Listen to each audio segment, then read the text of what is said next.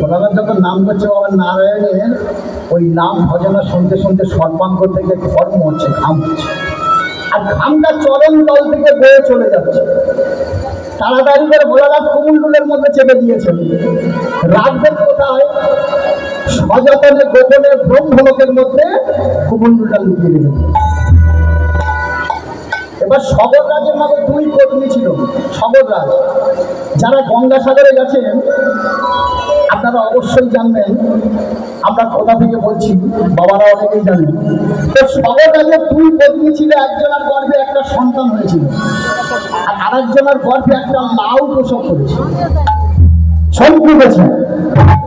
আমাদের গ্রামে যদি কোনো মায়ের গর্ভে থেকে আগেকার দিনে শুনেছেন অনেক মায়েরা, একটা দুটো তিনটে ছোট ছোট বাচ্চা হতো, লাল নীল হয়ে মারা যেত। অনেক মায়েরা গ্রামের মানুষ ছুটে ছুটে যেতেন সেই বাচ্চাকে দেখতে।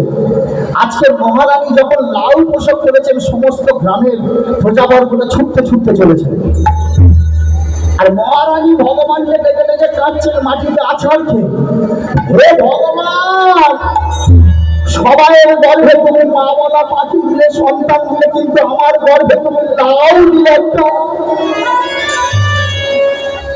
আমি এই লাউকে নিয়ে কি করবো? তুমি আমায় কৃপা করো। যা